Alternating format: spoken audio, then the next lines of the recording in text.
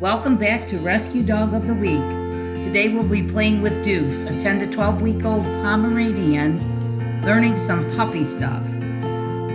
We'll deal with housebreaking, biting, chewing, crate training, and starting to teach the come command. So I hope you enjoy. Thanks for watching. Okay, welcome back. I have another puppy that's in rescue that I'm going to be working with today.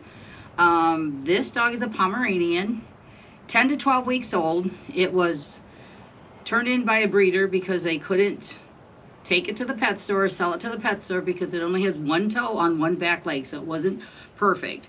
Doesn't bother him at all. He has no idea that he only has one toe, so we're not going to have any issues with that.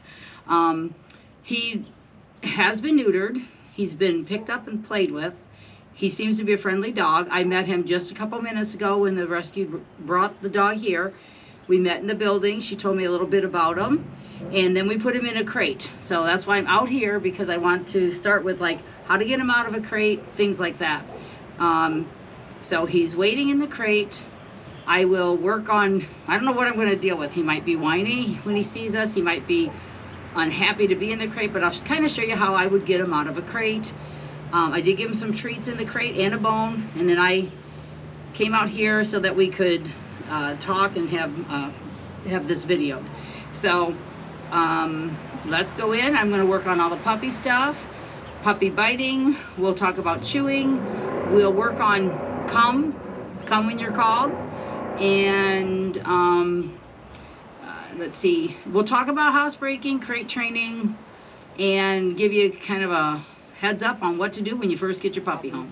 So we're going to walk right on in, and if he's carrying on, we are not going directly to the crate. He's being kind of quiet, and I do have some treats in my pocket. Nope, there he goes. So we're not going to address that. There, very good. He's only 10 to 12 weeks old. See how he got excited when I approached the crate? So that is, he wants me to get him out, so I'm leaving. Good. And I'm going to say good.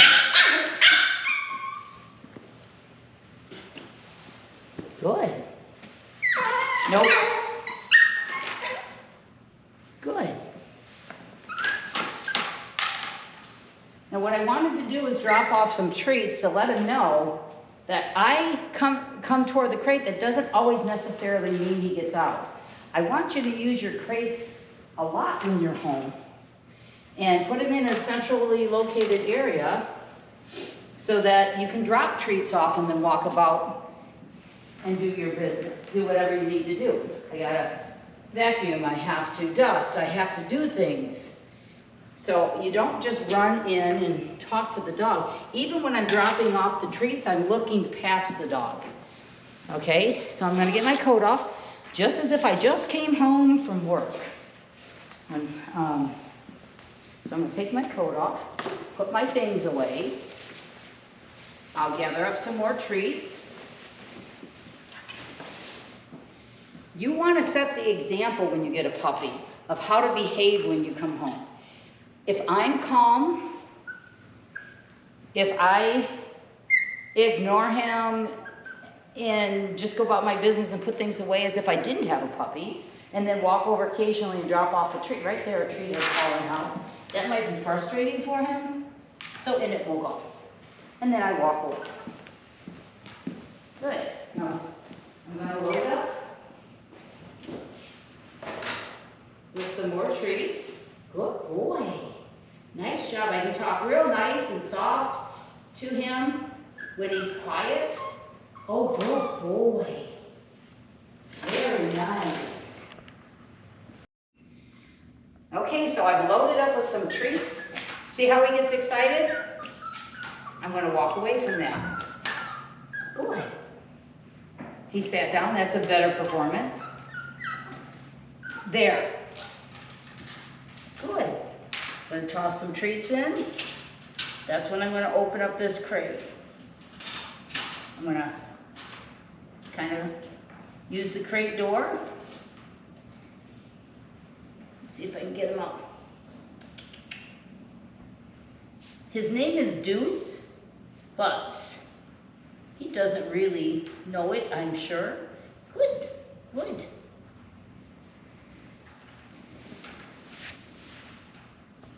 And I have a feeling once he gets out of the crate, he's going to come out real fast.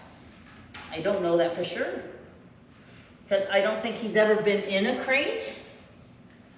So I think I'll put some I love this. I love this. The door is open. He turned around to get some of those treats that were in there. You need to set an example for your dog. And you be calm when you want them to be calm.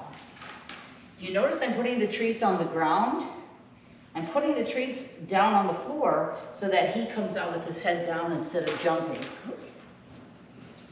Good job. And I'm going to pick him up. And now I can calmly say, good boy, nice job. Okay, so I got a collar on him. The one they sent, I couldn't seem to get on him. So I used I'll show you, this is what you would use with a dog of this size. Very, very thin, small, ribbon type collar, okay? If I raise a puppy, I never need anything more than this. This is all I need. I've seen other trainers on YouTube who will actually put like prong collars on a puppy. Somehow they're missing something, because not that I'm against prong collars, I have used them. I'm not against them on a dog that's been pulling for a long time and the owners have allowed them to pull. But if you do this right, you never need anything more than a regular flat buckle collar. Now, Pomeranians do tend to have the trachea issue. So we might make a little harness out of this, and I would recommend that his owner gets a harness. He's very sweet. You're very sweet. Yes. Very sweet boy. Yeah. All right. So the first thing we're going to work with is a positive association with come. So I have what I call the puppy pack. If I work with a small dog puppy, and the owners a lot of times don't require a whole lot. I mean, just basically this. Let me hold on to you. Let me just love you and sit on my lap and play a little bit, you know, that kind of thing. So I don't know what all we're going to get out of him today, but he did come out of the crate very nicely. We got his collar on. I don't believe he's had a collar and leash on. He probably was carried out of the breeder's area to the rescue and gets carried around to go from point A to point B and to get neutered and everything, probably carried and handed off. So if he is kind of resistant on the collar, we're going to let him drag this. This is a lightweight, very lightweight, 1/4 inch leash. So let's see what he does. I'm just going to have him drag it and see if I can keep his attention. He might even feel funny because it feels funny just having it on him. There, he's going to go to a treat that he dropped. Good. So to play come with him, you show him you got a treat, and you say come, and drop it between your feet. Good, come, and love him up. Good. Honestly, for a small dog, the come command is probably the most important. So, I don't want to step on him. I'm used to the bigger dog. Deuce, come. Good, come. Good, come, yay. Good, come. Good boy. Deuce, come. Go the opposite way. He doesn't really know that I've got the treats here. Good, good, come. Yeah, he doesn't know anything. Good. Deuce, come. Good, come. Good, come. He's seeing the wiggle hand, and that's a draw for most dogs. If you wiggle your hand, with or without a treat, that will get them to kind of want to come to you. Come. Good. Good, come. Good, come, Deuce. Good, come. Make sure you try to touch the dog while they're taking the treats. Touch the collar area, touch the back. Get him used to stuff like that. Good. Good. Deuce, come. Now he's kind of biting on my leg. Good. So we're going to go over the puppy biting. What they told me about him is he's pretty feisty. Likes to do the puppy biting. Good. Good, come. Good, come. And a puppy this size, you wouldn't feed a normal ration in a dish. You'd be better off not even giving them a dish. If you don't have any other dogs and you get a small breed puppy, just feed them out of your pocket. Feed them out of your treat pouch. Put your treats and their whole day's allotment of food in there so that he has to come to you for food. Oh, what'd you find? Yes, that collar and that leash. Good, did you see him kind of get, good. He's doing pretty well. He's not shutting down, dragging this around. Good. We won't be doing any leash walking with him on a first session. It's not what they need. Deuce, come. Good, they need come. Good. So we're gonna see how he's jumping on me. Now here's the rule of thumb about having, the rule of thumb about a small dog. If it feels sweet and friendly, you can love it up. This is a little bit feisty. So we're gonna send this away by standing up and moving our feet toward him slightly and kind of scuffing your foot toward. Because you don't want to step on the little dog. Deuce. He's scratching at the collar because it feels funny. A lot of dogs do that. That's very, very normal. Good. Deuce, come. Movement will get them drawn towards you. So basically, if you do something like this, that'll bring them in, and moving toward them sends them away. See how that worked? So that he wouldn't jump on me. I just walked toward him a couple steps. And I did the negative sound, or off, or no, or any word that you want to use. I've had people.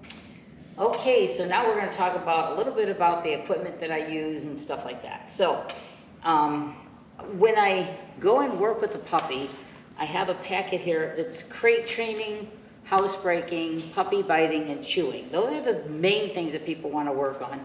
Oh, there he, no. See, he wants to jump off, and I'm going to say no. Good. Good. Very nice. Okay, so I'm going to hang on to him a second and offer him different bones. Puppy biting on you is different than chewing on other items. I don't think that we should have a ton of toys laying all over the living room and all over the family room. I am very different in that way, and my pups have never had a whole room full of toys. What they do have are proper things to chew on. Now, play toys are play toys. Those are things that I don't want them to chew on at all. And then the items that I use in my home are the antler, okay? There's a little piece of antler. Yes, and I use the hard rubber bone. That's actually a little big for him. I don't really have anything his size. Kong makes bones like this. I'm not a real big fan of the Kong because it bounces all over. So if you want to stuff it and put it in their crate with a little bit of canned dog food in there and a little peanut butter or something, that's fine for in the crate. But my dogs tend to like to gnaw on these hard rubber bones. So, and this is, like I said, that's an antler, and he is, I'll hold them, let them, good, good. When they're chewing on the right thing, I always say good. Now, I wouldn't give a little dog this size bone, but these bones are what we start with. And because I have larger puppies and larger dogs. So these come with a compressed dog food in them, or they can be hollow, and you can put canned dog food in and freeze this. These are great for the crate. Little peanut butter, don't use too much peanut butter.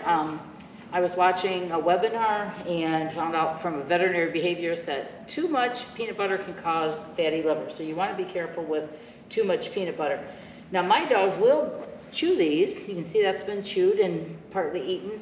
And sometimes they break. And when they break into smaller pieces like this, I save them for the small dogs in class.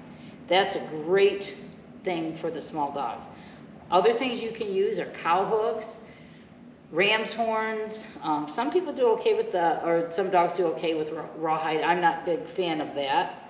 He's enjoying that bone to chew on. So when I put him in his crate in a little bit, I'm going to put all three items, the hard rubber toy, the real bone, which is what I've got in my hand, and the antler. Those are the three things that we use. And when I put a puppy in a crate, they get all three items to choose from. They're all in the crate with him. And they get a treat, and that keeps them happy. So If he was chewing inappropriately on furniture, I don't have my furniture all tore up by dogs. I don't have any chewed marks because I'm very, very, very watchful. And so when they start to chew or even put their mouth on the wrong thing, I immediately tell them, hey, in a sharp voice, and then I help them find bones that I have around the house. And do leave these out all over the house. Don't be a neatnik. Don't put them in a basket somewhere in the corner of the room. You want them available so the puppy can find them, and when they find them, you say, good, very good. Now, I like these lightweight long lines. My husband actually makes them, and it's some kind of a plastic braided rope. And these are very lightweight, and they stay lightweight when you're outside with them because they don't absorb water. And they are, they let them drag them around. You can always get to it. Even in the house, they can have on a long line. Supervised. A lot of supervision. When you don't want to supervise, if they're not on the leash with you, then you put them in their crate. Don't let them have freedom to run around and gnaw enough to make damage in your furniture. Don't let them gnaw enough to damage your woodwork, that type of thing. Catch them immediately. Supervision, if you break it down, means extreme supervision watching. So that means your eyeballs need to be on that dog. If you're busy with the kids, if you're busy cooking or doing something, then put the dog in their crate in the middle of the living room and let them learn to sleep and rest and relax around maybe a little bit of activity, like you're working or something around the house. He's never been on a leash until right now, over the last hour that he's been here. So say that he would go chew on something inappropriate. Let me see what we could, he hasn't really done that. Now see, that'll be oh, good boy. He's tired. I think it's time to put him in for a nap. But now, what I'm gonna do is, hey, come here. Good, good, and put the right thing down. Good, nice job. That's basically what I do. I'll keep doing that behavior comparison. Hey, that's wrong, and then good, that's right. And here, I'll toss something. Hey, he grabbed the yellow leash again, which I thought he might. Now he's good. He looked at the right thing, and my voice sounded nice and told him good. Good. And this, it's probably too big. Oh, he looked a little afraid of it. It's probably too big for him. So with the puppy biting issues, a lot of people have problems with that. I see a lot of my clients. I've seen trainers on YouTube having trouble with puppies biting. In the last 30 years, I've raised 10 puppies. We've had a lot of dogs, but 10 of them have been puppies, and I've never had my hands all bit up. And I'm going to show you what I typically do, okay? So I believe that a puppy that's real feisty and biting a lot, you see, he's taking my fingers in his mouth, and I'm not feeling pressure. But when they get really feisty, they're tired. If they're that feisty that after a correction or two, they come back at you, take them to their crate, put them in with a treat and a bone, and let them take a nap, okay? They either need to take a nap or they need to poop, and I would say that both of them. You know, I'd offer a potty out. If I think they've been emptied, then I'll put them in their crate, or I'll do both. A calm dog doesn't bite hard, okay? So what I'm gonna do now is rub in his mouth. And the reason I rub in his mouth is I don't want them to think I'm afraid of their teeth, plus the fact that a vet is going to hold their head and look at their teeth. So I want that to be normal. Now see how there's the mouthing there, okay? But there's not a lot of pressure. So what I'm gonna do, and this is good. Right there, I felt a little pressure. I'm going to say ow because that's what naturally is gonna come out. You can say anything you want. It doesn't have to be ouch. They don't know that ouch means that they hurt me, but I'm going to teach them what it means by, yeah, right there. I'm going to use this hand. I'm going to go, ouch. And then I take him over there. My hand doesn't move. He doesn't move me with the bite. He gets moved. Wait a few seconds. He seems pretty calm. I'm going to bring him back up and rub his mouth again a little bit. Typically, I'll offer my hand again, and they're sweet. And sometimes they'll even lick my hand. Good. Correction done. Now when I get a puppy, I do that once or twice, and the puppy never tries to bite my hands again. So they're absolutely, completely open mouth when he took my hand in his mouth. So that's my technique. I move them to the side quickly, sharply. If I'm on the ground, they're gonna get moved away. If it's a large dog and I might be leaning over the couch and petting them and they start to bite, one of those, ouch, and move them, hold them for a second or two, stiff arm, 3 seconds. They usually calm, you bring them back in, and if they, and this is what I get, the biting, the mouthing is over. And then they learn never to bite on my hands. And that's just what I do. If they bite on your pant legs, they bite on your shoes or your legs, anything, you move them. Just move the dog off sharply, quickly, say ouch, and then that'll be it. Okay, so I did give him something to drink. We had gave him a little water, and immediately he needed to pee. So that's what you do when you're housebreaking. You give him some water, you give him some food, you take him outside, say go potty, and typically they'll go fairly quickly. 1 to 3 minutes is the longest I would be out with the dog. If I'm out longer than 1 to 3 minutes, then he isn't gonna know what he's supposed to do out there. He might pee or poop 20 minutes later, and he's not gonna associate that with getting outside. Keeping him on a leash and taking him outside on a leash, it's the quickest way to housebreak a dog. Now, here's another thing with my puppies. They have 1 or 2 accidents their entire life. Actually, any of the adult dogs that we bring in typically are housebroken very, very quickly because they're on a leash with us in the house. Until they get used to the leash, a day or 2, I'll let them drag the leash around, or that long line, that dropped long line, but I'm right there. I'm with them.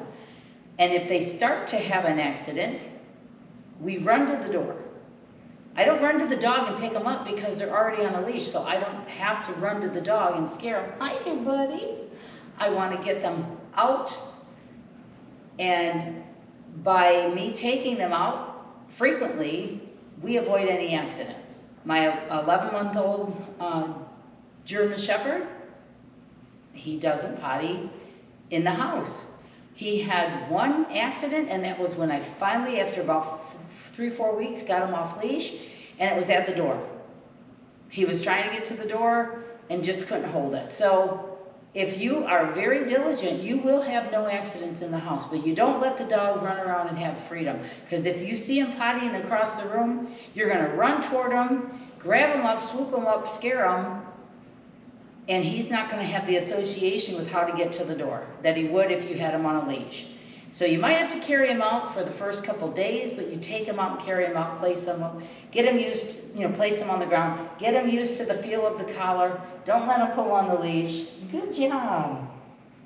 And you'll have a dog that's housebroken in short order, very quickly.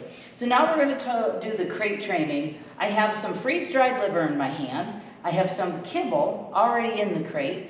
I have the rubber bone. I have the real bone. And I have that piece of antler in there. And so I'm gonna put him in the crate, tell them, we say go to your house or get in your house, and they just learn that house means that, and all good things are in there. You can feed them in the crate. That could be that and in fact I encourage you to do that. If you're gonna feed in a dish, feed them in their crate. If they don't eat in their crate, you take the food out. Pretty soon they'll be hungry enough to eat in their crate, and they'll have the positive association. So because he's so little, and he probably won't follow these treats in the crate, like, you know, usually the first couple days I will put them in the crate. Toss the food in, so it's there when they get there. He's got a nice treat. He's got all of his bones. He's got stuff to chew on. I do not put play toys in there. Typically, I don't even put blankets in there, because if they start chewing on material and swallow things, that's a big vet bill. So normally it's just stuff they can chew on.